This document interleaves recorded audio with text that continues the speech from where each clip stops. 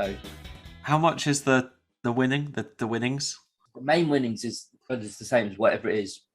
So it'd be around 20 million. Oh, not good, lots for Euro Millions, but but the thing that I'm in it for is the raffle. There's 10 raffle tickets. No, definitely don't win a woman. I've checked. But it's the raffle tickets. Instead of one raffle ticket amongst the whole of the UK audience, they're pulling out 10 raffle tickets. So it's you 10 times. And that raffle winner is $1 million. Don't they do that every week?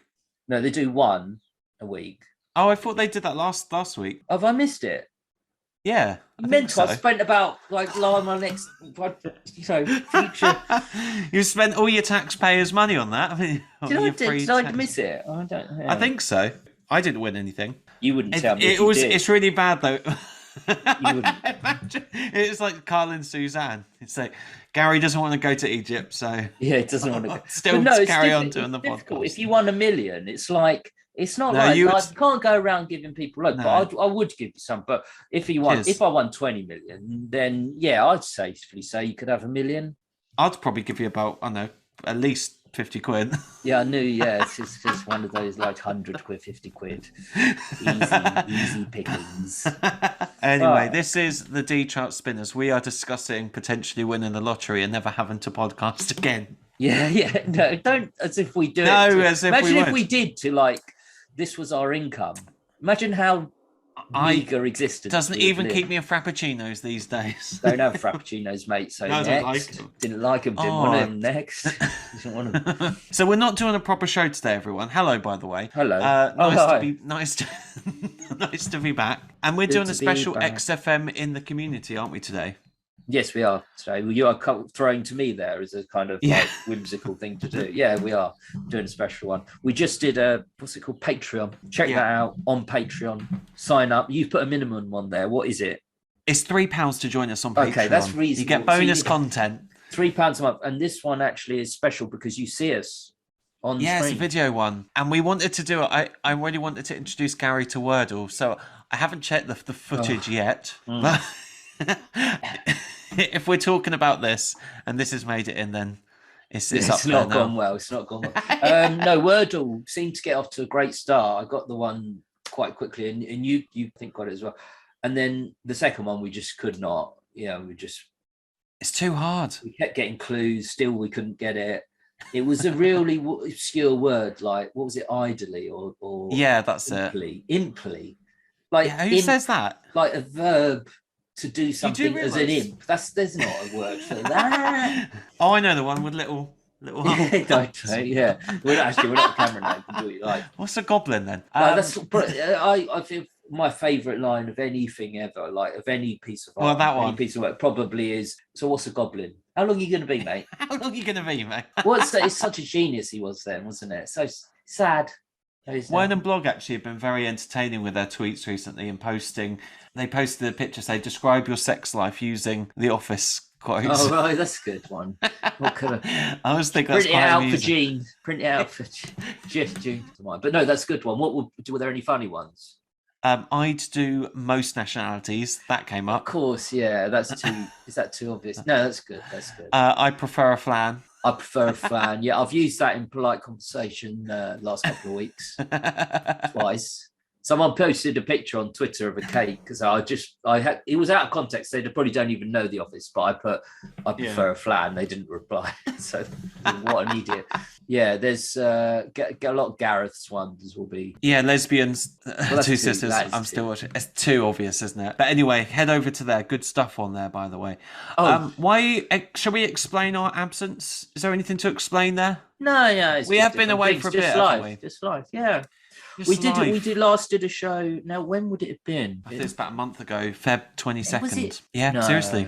Yeah. We have seen each other. We didn't record the first week because I came up to Brighton with my mama and we watched Stuart Lee, didn't we?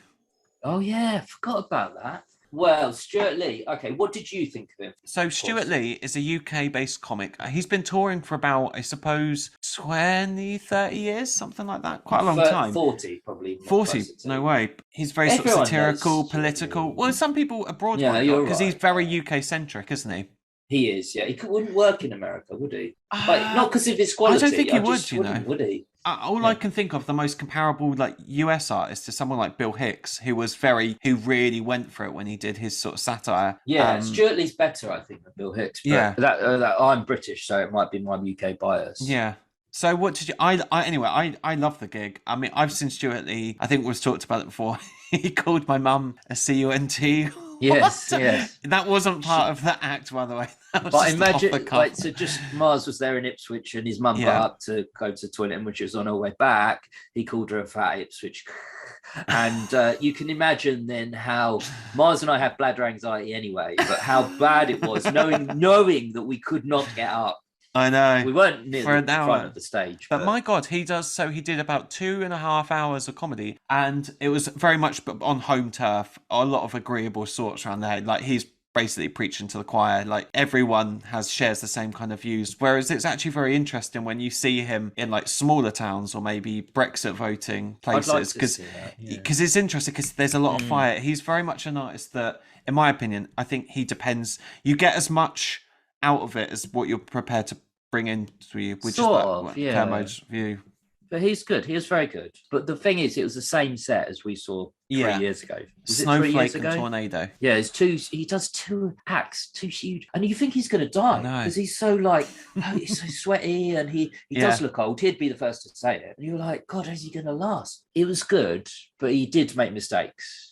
Yeah, it wasn't my genuine mistakes. No, it wasn't. He wasn't in command of himself. Like he wasn't at his top game. He wasn't at his foot. I agree. On his full. I completely agree. But he did bring up Gervais, which I think is interesting and definitely applicable. No, it's the to best this show. bit. Well, I can't describe it, but he brought up Gervais, I think, more than once. But was he talking about Gervais at the time, kind of saying something about him? But there was a lectern by the side of the stage, which he never used once. There was no reason to this lectern, except he walked over once. I think he might have done it twice. I got a drink from underneath. Carling. Just gently sipped it and then put it back, just like Ricky does in his and that was really good. Well, his big thing was he said, I think Gervais or someone of the Free Speech Brigade was saying, having your rights taken away, you can't say anything these days, but he takes it to the nth degree, where he plays this character who keeps going trying to say, but he can't say, and it goes on and on for about 5 minutes. So one point, a bloke in the balcony said, Stop now.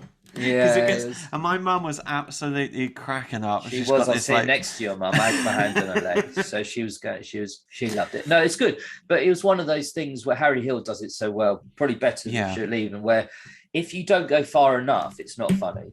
Exactly. If you don't stop at the wrong point, it's not funny, and if you go too long, it's not funny. But there's a point where it's funny-ish, and then it tails off, and then it becomes not funny. Then if you keep going, it suddenly goes back up again and becomes funnier than it ever was. And then if you go too long from that, which I think he did with one of his bits, then it goes down a bit. The case study example of that is when Sideshow Bob in The Simpsons hits his head on the garden rake. He does it a couple times. It's funny. Then it stops being funny.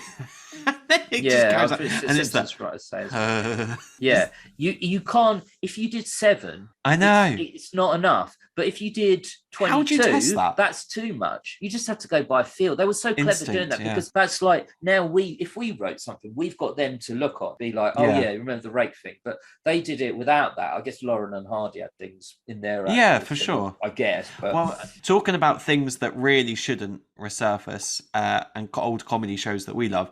I had loads of Carl Pilkington quotes yesterday when was it? Friday. Comic Relief was just on. Oh yeah. Just always, it makes me laugh when Steve's talking about it in series 1, where he says, this is on primetime TV and you got Terry Wogan with a bucket going around. This is meant to be entertainment. Asking for 20 pence. But do you know what came back? Do you know who came back and did a couple of extra cameos who we love? For a full Comic Relief, or for some Brian Blessed? I'm just guessing. He wasn't there. Ainsley. I don't know. No, Ainsley, what a host he'd be for. I'd donate 20 darling, quid. I'd have sex with him. Sorry, I mean, sorry. Just keep your fantasies away. Ready, steady, cock, they'd call it, wouldn't they? See, you ruined it now. That's the go-to. We need another rank, or it's not funny.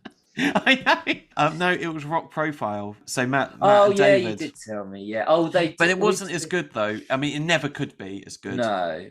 Oh, that's a shame. I don't think I'd even check it because I'd be so scared that it wouldn't be good. I'd like. There's a couple of good lines. Like he does a really good Lewis Capaldi, which is very funny. I wouldn't even know what Lewis Capaldi. I know who he is, but I wouldn't know what he sounds like. Yeah, and there are other people that you wouldn't know who Post Malone is. They do an impression of him. No. Billie Eilish, people like that. But Matt Lucas, my God. He has lost so much weight. Oh, yes, yeah, I've seen him on Because the funny, I mean, horrible cliche, but half of his comedy is the way he looks. The Gervais thing. Gervais is less funny. It's in inverse proportion to, he looks good now, Gervais. But Matt Lucas won't lose it. Because he's so likeable, though, Matt Lucas. You wouldn't, he's so consistently likeable. And I think David is, actually. Yeah. They've aged well. Absolutely, yeah, they have. The Elton John. Think he looks good of air, then? Elton John, yeah, exactly. No, I don't know Matt Lucas, but something you'll be very proud of me the other day. I went to Leeds to go and see see Stormzy. I know this. I mean, proud isn't the right word. I mean, it's not. I don't feel shame. But no. Pride. Do you know he's bloody brilliant though? In terms of, I bet he is. Unbelievable. I can imagine. But when I'm looking around and there are 12-year-olds, but I was very, very old. I felt very old there. I was like, this is so, every generation has their own music. I was like, not that I'm segregated out of this one or this movement or genre or whatever we want to call it, grime. It's not your, but it can't be mine anymore. And you just feel like this isn't my culture. Where do I fit in? Yeah, but you're not so far removed that it's definitely not. I'm not. No, like, I'm not that far away, but I'm too far. But you're kind of, it's not in the middle, but you're kind of, well, you book the exact antidote to that afterwards, because who are you going to see next? Who's the exact antidote to seeing Stormzy? I'm going to see the Rolling Stones. There you go, the Rolling Stones. He will be the youngest man by about 58 years. I can't wait for that. I'm up for that. Oh, I might come to that. Yeah, you should come. Tickets 115 quid, and you've just got that. Have you seen this mic I've got in front of me? Bloody hell. Take out the Patreon fund, but we should talk about. Sorry, with Patreon fund, we took it out ourselves. Remember, we were like, we're going to use it to Edinburgh. No, we're going to use it for Edinburgh, I think. Oh yeah, so please donate generously. Please donate, and we're going to record lots of stuff in Edinburgh. Well, we're hopefully going to record a podcast. Let's say if we didn't get a podcast at a venue, we'd do one from one of our hotel rooms. We won't have the same one again, but we'll do one from a hotel room at least once a night. We could bring a mic to the restaurant. By the way, now I've got this mic. Just so you know, if it's something like Edinburgh, I'm not bringing it. I can't be bothered. Gary had to open. I'd actually pay you money to bring the mic. Gary's got the exact same microphone as me, but it was wrapped in polystyrene, and for weeks and weeks before, I'd always have to bring the mic to Brighton when we were doing sort of more in-person recordings, and I didn't have a carry case or anything. It was just covered in polystyrene, and Gary can't stand the sound, even the word. You're kind of getting I don't anxious. Like the word even. Yeah, but it's the squeaky. So no, don't. So you, I think Gary had to cover your eyes. You're and just go in the bathroom and sit on the toilet with me and fingers in my ears. Did you Imagine really? That? That's what I did when you took it. I thought you would have done. Or maybe I went into my bedroom, but either way, I was out of the room. But you might notice a shift in the audio quality, and that is because his lovely new microphone. Well, I think they probably liked my voice before the microphone. Anytime. Well, I tell you what. We can test it now, and we can do some of this correspondence. So I'm going to read stuff, and Gary's going to listen. That's the way it works. Good. No, it's good not to do exposition as well. In general, if you've got a bit of correspondence you'd like to send us, spinnerspodcast@gmail.com. Seriously, we do love them. We do love them. Yeah, exactly. And I don't feel scared, because I think people get a bit like, oh, that's not important, or that's. I've never write into things, but just short. Keep it short. We've never wrote one apart from that idiot who. Do you remember he was? Oh, he's been a dick. But most people, I destroyed him to his face. Oh, that was on Twitter. But no, this was Reddit crowd. But everyone's nice. Your thing, whatever you say, good to hear. Enjoy it. Absolutely. So let's start off a quick one. Martin Parfit. Just found your pod. It's all right. That's all he said? Yeah, that's what Thanks very much. We'll take that, Martin. This is from John Fisher. Oh, is that all he said? That literally was all he said? That was in the subject line, I think. That's in the subject line. That's the funniest thing I've ever heard. Like, that was in the subject line. Well, there you go, line. Martin. We must use... No, it wasn't intentional, but we must use that in something. It was in the subject line. That is that's so great. Well, there's a good few subject lines, and we do also reply. We try to reply in Word as well, but you are generous to say we. I do.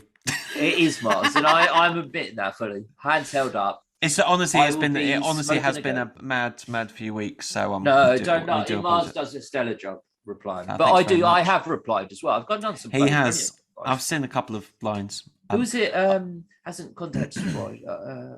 What's her name? Don't know. Who? It's the woman. I don't like to say the woman. Lisa Ullman. Lisa Ullman.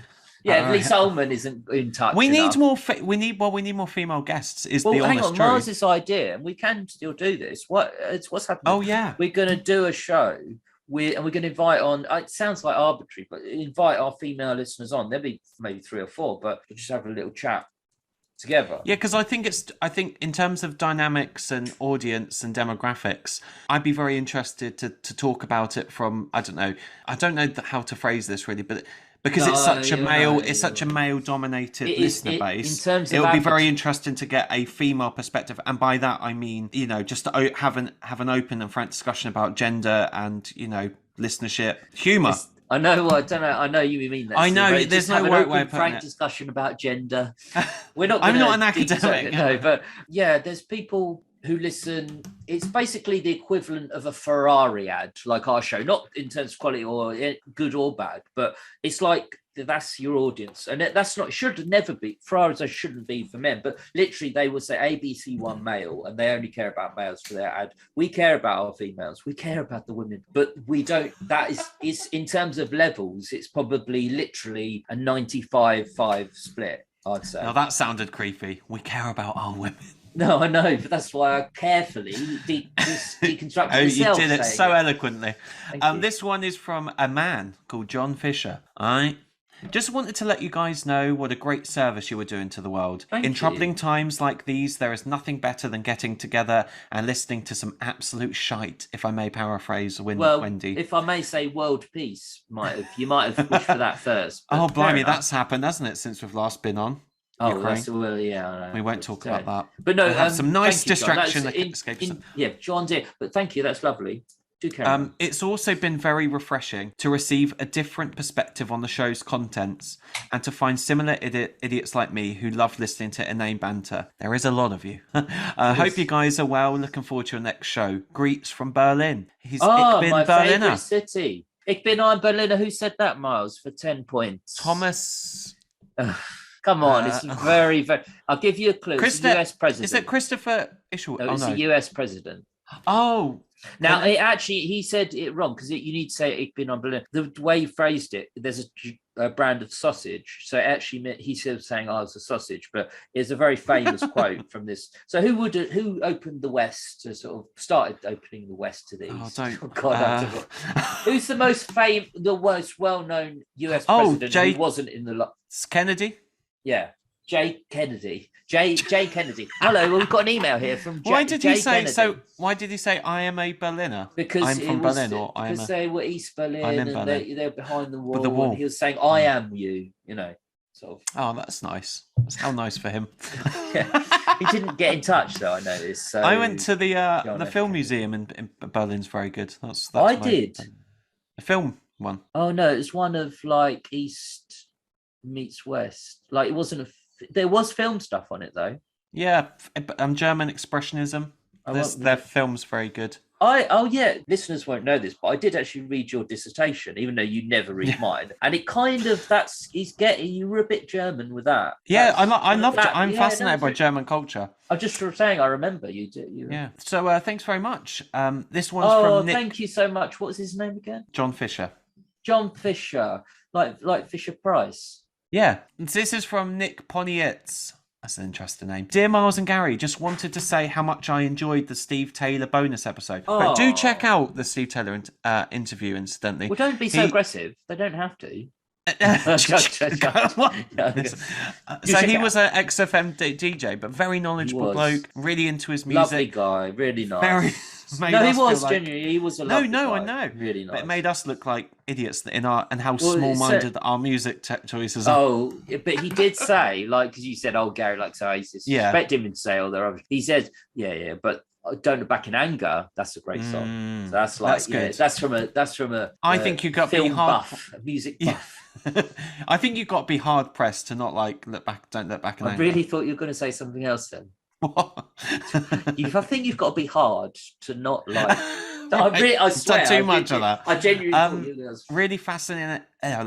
Really fascinating. Both keep that to in. Get his If that's not in, Mars just a comedy voice. That must be in. Go on. Fascinating to get his insight into Ricky, Steve, and Carl at the time, but also to hear more about the London music scene in the 90s and early 2000s. It struck me that through your interviews, you are starting to compile an oral history of XFM, as well as the period in Ricky, Steve, and Carl's career. That is a really compelling story, not because of the springboard it gave to so many people who are now big names in the world of radio, TV, and music, but also because how different XFM seems to have been from the rest of the competition, even after it got taken over from Capital. It does seem to have something about it that set it apart, and which I think got lost later in its life, and particularly once it turned into Radio X. If there's any way of getting Claire Sturgis on the podcast, that would be a brilliant addition to that history. Mate, I'll tell you this. Now if there is any way, I thought it was going to be a suggestion there, but no, that's... Anyway, sorry, finish off the email and then I'll respond. But I think your interview technique is also really great at getting people to relax and open up. The conversation. If the next word is Miles now, I'm not going to be happy. Not really. Didn't want to hear the conversations always seem like a chat between friends rather than a structured set of questions. So they're really listenable, but still get to the topics you hope they'll cover. On a different note, I'm glad it's not just me who loves Ricky's lines about putting the work in during your 30s to really recap the benefits of that. It's the combination of the way he lists every decade and then the way he says 100 that makes me laugh every time. I'm 41, so just at the start of seeing whether I worked hard enough in the last 10 years. That's brilliant. Anyway, thanks for all the time and effort you put into the podcast. It's great you've kept it going despite all the pressures of various lockdowns. Wow, thanks. I want to make that email of the week. Can we make it? Let's make it email of the week. Oh, Nick, that's lovely. Yeah, very good. Yeah, very nice. And I'm really glad we're doing that. It is like an oral history. Mars gets together the people who've been involved with XFM. We don't want them too tangential. Do you know what I mean? Yeah, not related. But Steve was related. Steve actually knew he worked with Ricky. He was in the meetings with Ricky. But we wouldn't want someone who's just randomly there. But hopefully we've been getting relevant people. So, you know. And do you know, and obviously there are the core trio that we'd love to have on, but it's also really interesting to build up a picture of someone. I wouldn't paint a picture of that from different voices. Do you know what I mean? Because everyone's got such a objective, like subjective POV of like of that time, that period, and experiences completely differently. We should write a bloody book, Gary, and proceeds can go to me. Us as I wrote it. No, but it's like we try and get people. Say I don't think there's been one interview we've done where we haven't come away thinking. I'm not saying like obviously everyone knows some go well, some go, but in general we've learned at least one thing that's been like, oh, that's it. That's really was it. It's Carl did that. Oh, really? Ricky was like that in the meetings or something. You know, Ricky, that's exactly what we thought. Like Steve just stayed in the editing suite all day and Ricky just came in the morning and went home, like literally. But it's those little nuggets. So we've had, most interviews have had at least one little nugget. I'd like to think, I'm not saying for our praise, but I'm just saying for the listeners as well as us, because we love them. And we have got an interview coming up incidentally with Ian Morris, who's the co-writer of In-Betweeners. That's coming up about 95 minutes ago. That's what it's... We were meant to record it, but we've had some timing issues. We had some issues. But seriously, that email was great. Very, very nice, very lovely, and you summed it up well, and you're funny as well. And 41, it's not often we have a listener who I know for a fact is older than me. Some may be, but I don't know. But they do exist, and I don't mean that like as an insult. I'm not as a diss. You know, you sent a nice email, but it's just nice to know that. I'm going to save it. Nice to know that a shared community of our sort of bracket. Beautiful. You know, on the beautiful bracket. Forms, on the census form, we're around the same bracket. So thank you. Seriously, lovely email. They do continue. So this is Daryl Sisko. And Daryl says, "Dear friends, forgive me for writing in again so soon. Yeah, don't apologise, man. Sweet. Now I've found people who are as passionate about this show, I'd like to share some deep thoughts I've had. Somewhat sadly, my favourite episode is from April 19th, 2003. I say sadly because this episode happened when Carl was on vacation with Suzanne and her family, so Claire was filling in. That's all right. What makes it such a good one is the atmosphere. There's no vicious back and forth, no bullying, no uncomfortable levels of shouting. Now, we all know that those three things can have great results and is what holds the show up. Always. But at this point, it was getting a bit much. Only by not mentioning Carl for pretty much all of the show are Ricky and Steve just able to banter and show off their incredible comedic timing and quick wit that has proven how genius they are. To contrast this point, only 5 episodes earlier, on March 8th, wow, so specific, Carl was homesick and Claire was filling in for that one as well.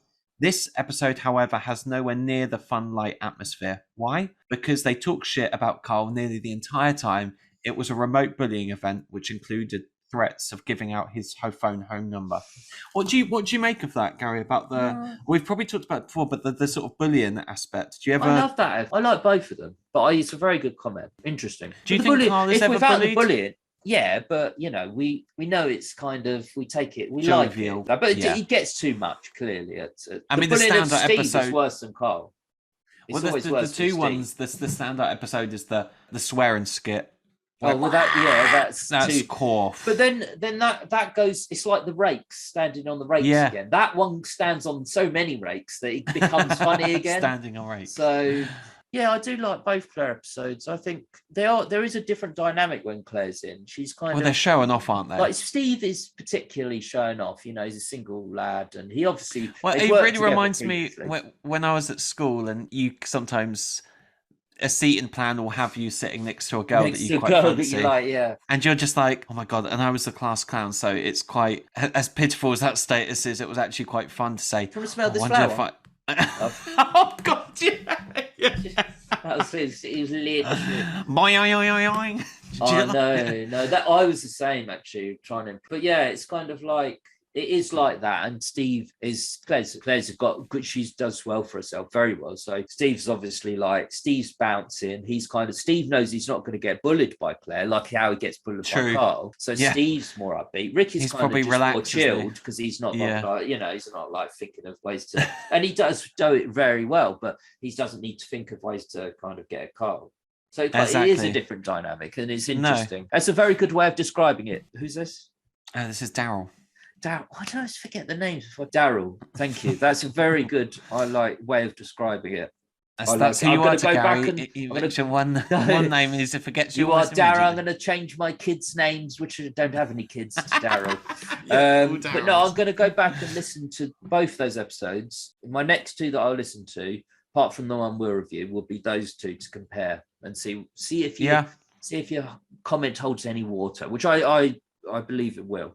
He goes on. I mentioned that the negative atmosphere was getting a bit much and uncomfortable at moments, but I recognise that this is my opinion and that other fans might find that exact what they like about in the show. I'm not saying I want them to be super best friends the whole time. The heated back and forth is essential.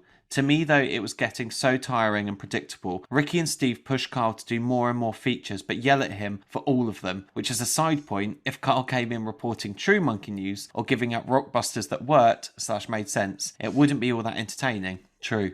Of course, yeah. The Rockbusters is funniest when if he does a genuinely legit good clue, that's good. But the worst is where the clue's pretty good, but it's kind of gettable and it's not that funny. The funny ones are where the clue's ridiculous compared with the answer, or the clue's very good.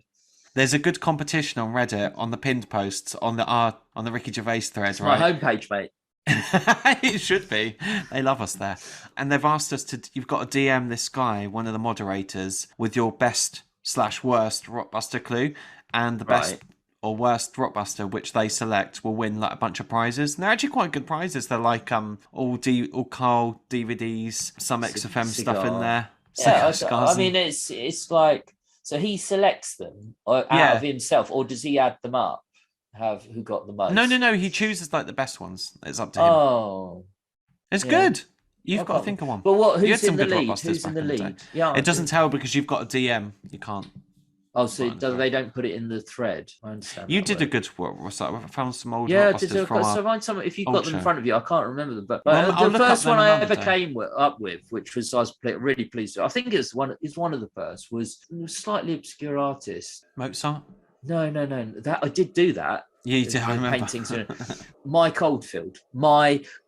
Every element of it, my clue worked because it's like you can't just do a cold field. You've got to make it something that's mine. Like I was good at tying the elements together, like the slight bit. Oh, here's a quick one. You said, Mr. Cantona, would you grab that fruit preserve for me? And it was Jamiroquai. That was one of yours. That was very good. Yeah. Hasn't someone else done that as well? Because I do remember it was mine, but I'm sure I've seen that. I did the Google test, and I think that was original. That was mine. But I'm saying someone stolen it. We did it on Dutch or Otherwise, which was the show we did at Hospital Radio. Then we keep getting distracted. Let me finish this email. No, but it's the digressions are what makes it, Mars. That's what I'm just worried I'm going to lose my place. No, of course. Carl gets fed up and takes out on Steve's appearance. Another side point: the very next episode starts with Carl making fun of Steve being sick and staying with his parents. That's one of my favourite moments. Is that when you went home and said to your mummy and dad? Yeah. Ricky eggs them on to have a go at each other. That's how it goes. Like, it goes mental. So it kind of scares me that completely removing Carl makes for such a fun episode with hilarious banter. Do you think the show ever gets to the point of being uncomfortably antagonistic? Do you find the cycle to ever get old and excessive? I think definitely at times, yeah, it does, but not often. I think it generally works for its run. But if it was still going today and it had been going, that's why not bothered about doing it anymore, because that's part of the reason. But very good email. You have a lovely turn of phrase. Very well put.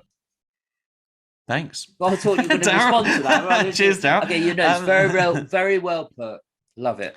Talking about this is a female listener called Lorena who emailed us a couple of weeks back. So could I just take down some details? Postcode? There might be some details there.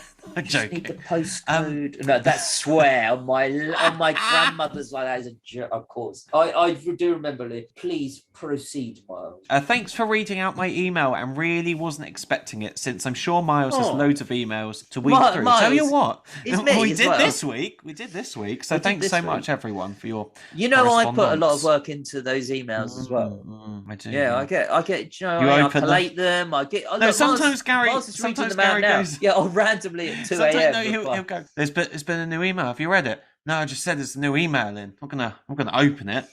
I'm gonna ruin this moment. We got our dynamic, haven't we? That's what the people love. No, it is Mars's, and quite right to say it. I also wasn't planning on sending another email, but since Gary requested another one, here you go. Great episode with Steve, the man with the knowledge. He has two of my favourite qualities I look for. He sounds both cool and sexy. I bet he's a great lover. Oh. I have to admit it, I was tickled pink and found myself giggling like a little schoolgirl every time Mr. Gary Forrester said my name. You know us American women are suckers for British accents. Oh. I have listened to the Three Little Fellas for a long time. I won't say how long because that would date me. Don't get me wrong, I still listen to the RSK shows, especially when I'm cleaning the house or falling asleep. But you and Miles have a fresh new perspective on the shows, so thanks for that. Listen. I find cleaning is when I do the majority of my listening. Well, listen, I don't think a 97-year-old should be doing their own cleaning to start off with. So I don't think that's right. Someone should be doing it for you. No, I haven't read that. Thank you. I'd like you to do one a week, every week for the next, however long we go on for. No, it's a lovely email. What was her name again? Lorena. Like to try and I knew what it was, but I was trying to remember it exactly. So Lorena, lovely name. Her neighbours are knocking on the door saying, "Oh, why are you giggling so much, Lorena? Why are you giggling?" Well, it's Gary. That's a lovely email. No, thank you so much, and we'll always, take your emails and Miles will read them out and collate them. No, I appreciate them as well. This is and our last one is from Steve Weller, long-time listener, contributor, I know Steve and Weller Patreon. Know of him. We love getting emails from Steve. Hi, Miles and Gary. Love the latest podcasts. I have to save up several episodes for a binge listen when I have a long drive. As you know, my house is a no RSK Trout zone. Mm-hmm. So much classic content in the shows you covered. One of the best Carl in a film ever. Classic Monkey News and pitiful Rockbusters. Always a joy. What was the Carl in the film? Just remind me. I can't remember which one that was. Read the Christmas present chat. I think Carl's meanness at present buying was probably a standing joke between the three of them. I have mates like that, and every Christmas or family birthdays, they always get loads of shtick. So mentioning it again feels right to me. I'll tell you what, it's a good chat about the sort of Christmas buying. Like, do you buy your friends presents for Christmas and birthdays? No. Not really Christmas, but if it was a birthday and I was going round to someone's house, I'd buy a plant or something. I'd buy a plant. My grandma does. I'd get a plant, but yeah, not really. Do I? I think it's got to be a big present, hasn't it? I definitely think guys cards. I do genuinely don't. Yeah, cards is like, but do you buy presents? You don't buy your mum. I do. She would be angry at you. I know she would if you got her, because she'd be like, "It's a waste of everyone's money." Your mum would be angry at you. Oh, mum. No. I bought her that Rolling Stones ticket for Mother's Day. I'm really generous with mum. Yeah. But then I don't really buy presents for anyone else. It's really just those key people. But No, you did, but actually, you did. If it's a significant birthday, like a 30, which a lot of people have turned 30 recently. Let me explain. So when I was 35, Mars got me a 30th birthday present, and that is literally the case, because I got him a 30th birthday present on the day he was 30. Mine didn't come until that weekend away because he felt so guilty. No, I got him a present. I paid for the massage, apart from anything else. I got you a Sylvania Family. Remember that? I got you the book. I got the John Robbins. No, the Sylvania Family is a joke present, but I loved it. You got me. That's what I'm saying. You did. You got me the John Robbins book. I see it just over there. Yeah. It's a dusty, is it? It's a little bit dusty. Like, honestly, if you could see my TV table, like this. Oh my god! I mean, that TV's never been used anyway. I don't use. Last time was that time we watched foot sport on it. Oh, God, no, that was like that World Cup. 2 tournaments ago. But no, I did. The last time I used this TV, in all seriousness, was for the football last year. I mean, to me, I don't have a telly. I wish I had a telly. I'd love a telly. No, why do you want a telly? You don't. Because they're just get a telly then. But watching live telly, you can't got room for it in my flat. It's too small. Lives in a shoe. Steve goes on. I love the Canfield episode and really enjoyed the little Chinese fella discussion. I love your comment on it, but I just can't love it. But it was much more interesting than I gave it credit for at first, because I just thought it's loads of nonsense. But when I gave it a proper listen, I did like it, but I don't love it. But it's really interesting to hear listeners say they love it, because I'm thinking that you've got just as valid opinion as me. So, but I think it will take on a different meaning. Like, there's layers of shows to discover. The more you listen to them, the more you might realize. At one, it might be fairly innocuous and just sweep over you. But when you listen more, like, everyone's quite obsessive with their listening habits, aren't they? I've got some good Twitter polls actually on listener habits, but we'll move on to them. Yeah, I did them. Well, well done. Because I keep the marketing machine going, Gary. Well, I'm marketing myself, mate, with the Richard E. Grant. Literally can't go to her home base without buying a plant. But Mars is very good at tweeting from our Twitter account. I've been enjoying it. Did some good memes. He's very good at it. The Steve Taylor interview was really enjoyable too.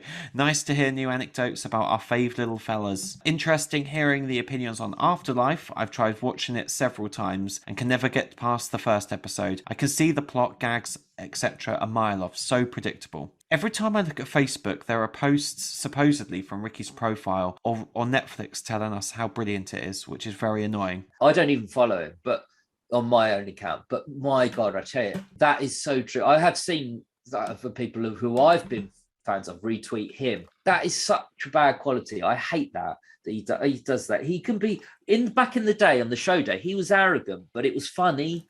This is just, there's no funniness to it. It's just, It's not, people can tweet out, obviously, self-promote, but it's just the way he does it. It's so constant as well. I'm just in the bath, probably, having a whiskey. But it's that kind of, that would be funny, but it just, I don't know, it's just horrible. And it's always on that bloody bench.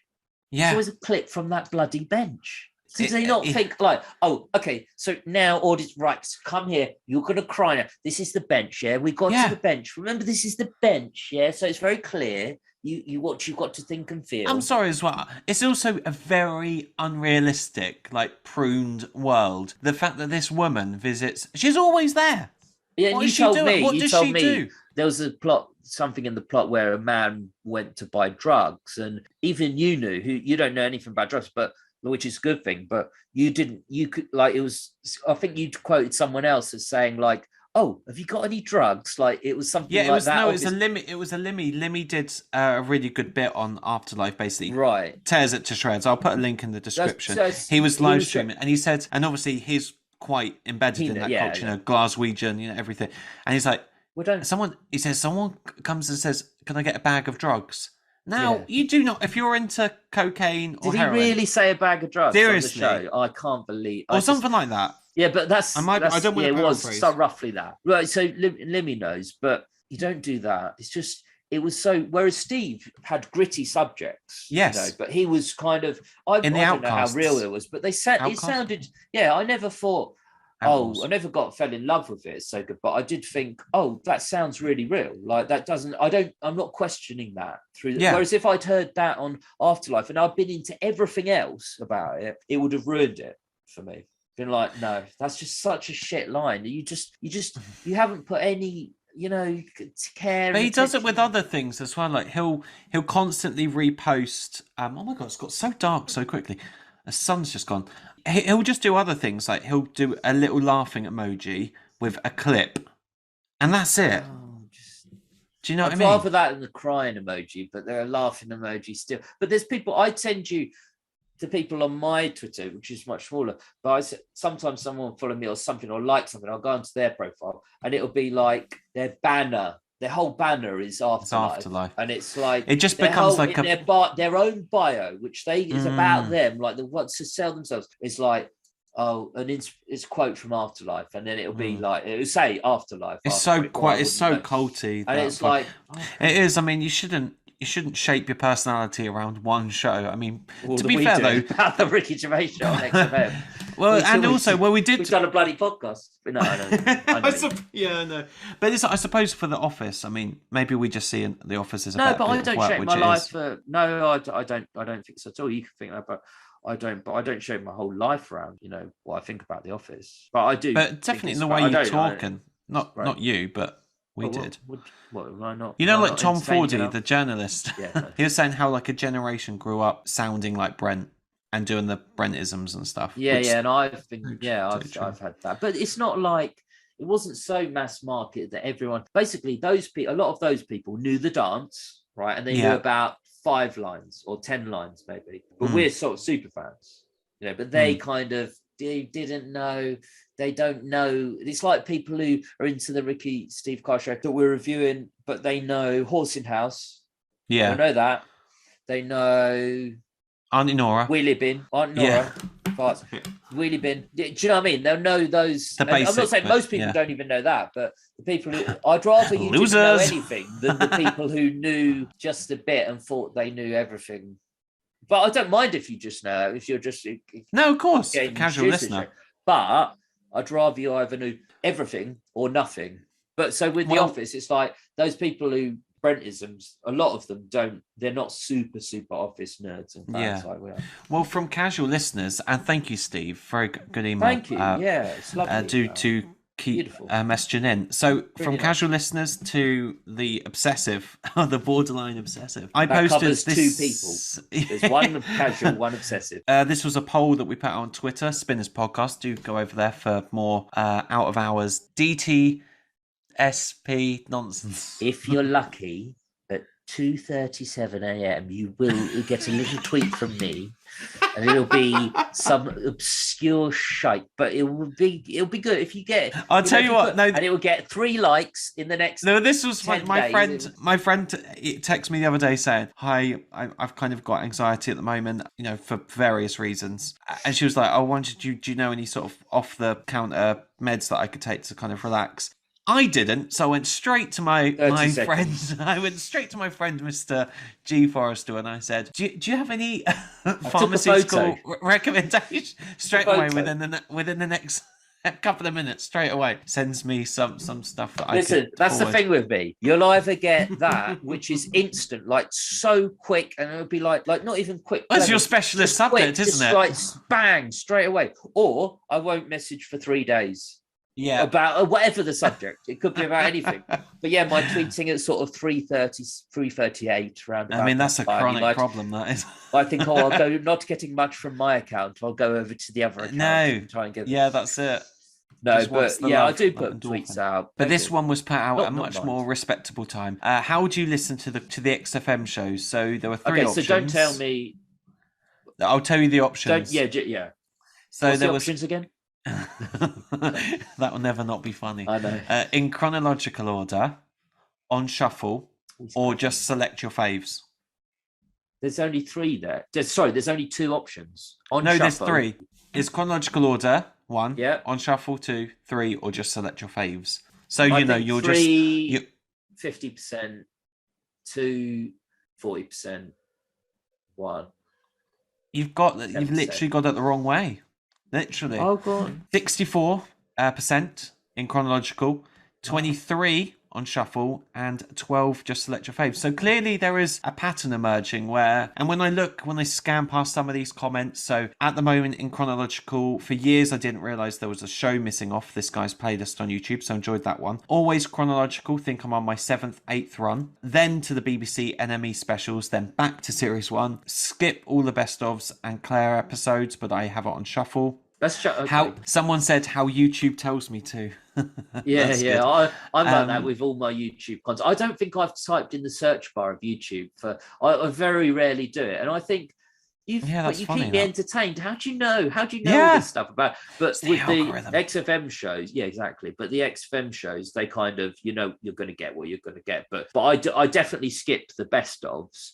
But I thought more people would have listened just either picking their faves or just at random. Well, it's like this guy is my captain playing. He literally nails it for me. Got to be chronological, otherwise you just get stuck in a late series 2 loop forever. And that has happened that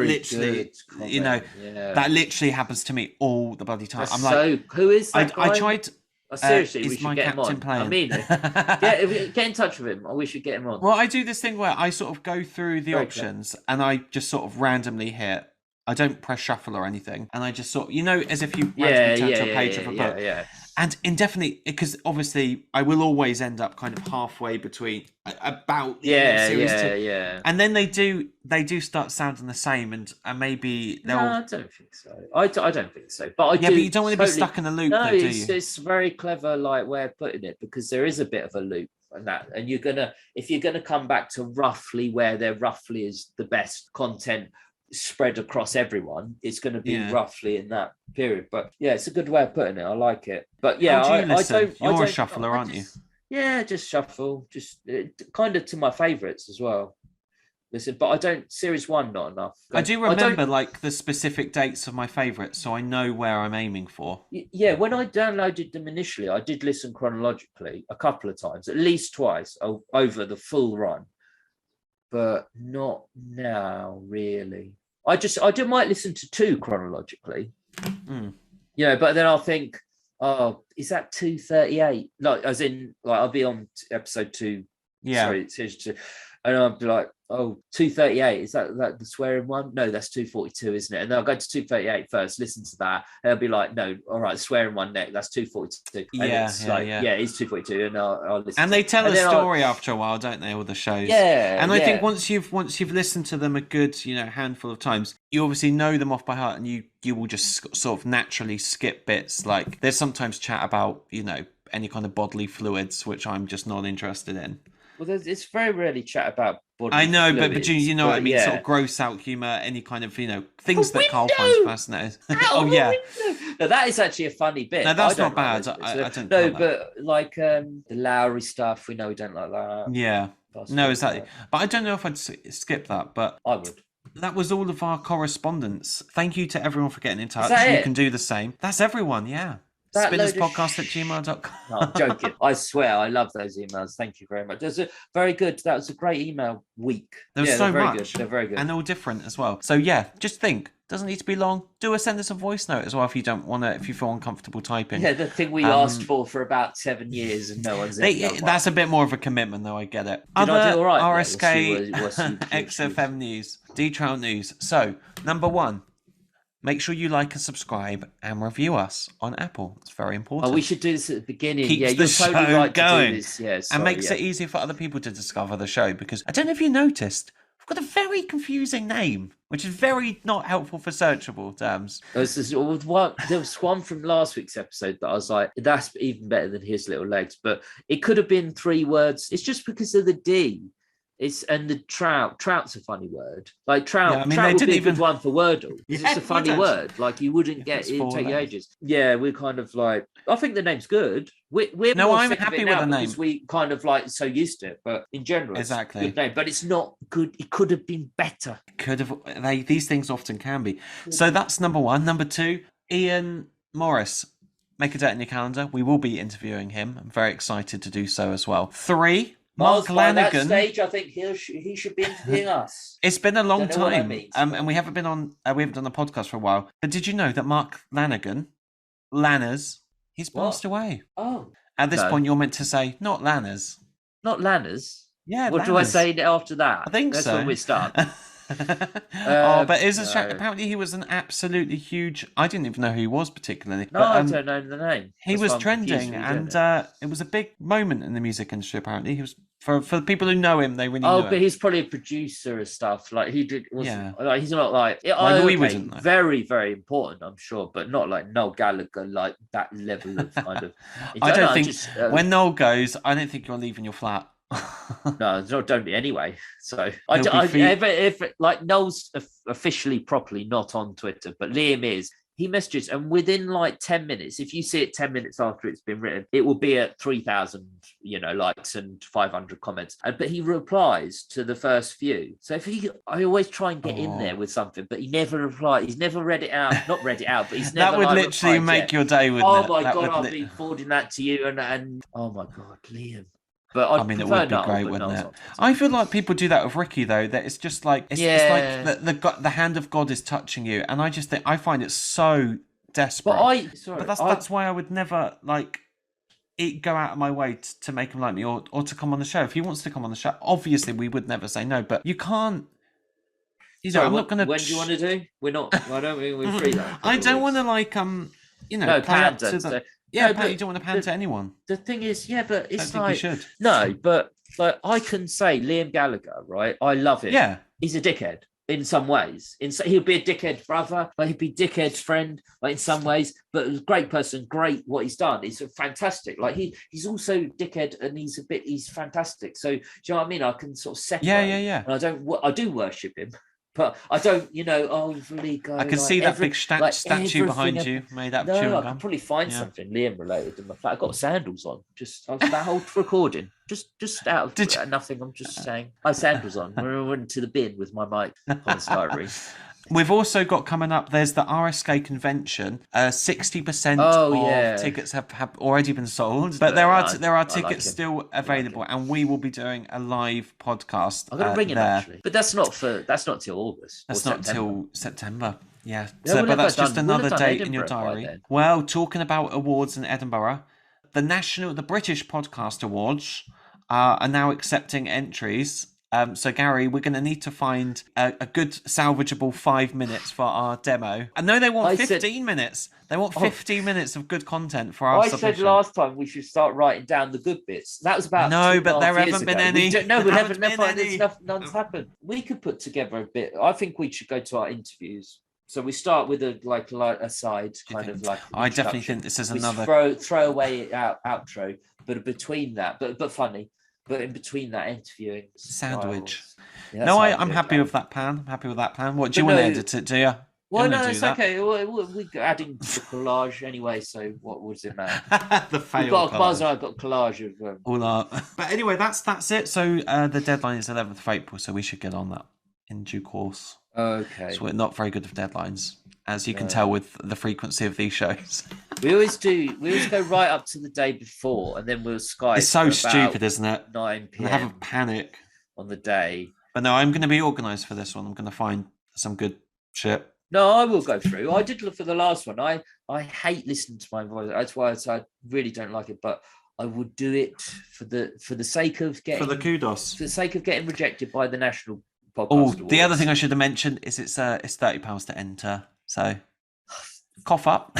That is she's white shift on staff. That's exactly that. But thank you for listening. Thank you for everything. Thank you for your support. If you're not on Patreon, why not? Like, if you love us so much, you send emails. I don't know why. No, I'm joking. I'm joking. Of course you don't. That is an easier way of supporting the show, though, isn't it? No, it is good if you want to go on Patreon. But all those emails they're lovely. You know, great email this week. This is my favourite email week. Who are you looking at to? No, so my girlfriend's just arrived. So she probably want to wrap come up on camera. She knows. I don't think so. No. No. Anyway, guys, thanks for listening. Mars is going to be found in the River Thames tomorrow. Tied down with some bricks. I'll tell you that. That's not too far not true, but could be true. Anyway, thanks everyone for listening. Do get in touch all the usual ways as Gary outlined there, and we'll speak to you soon. Thank you.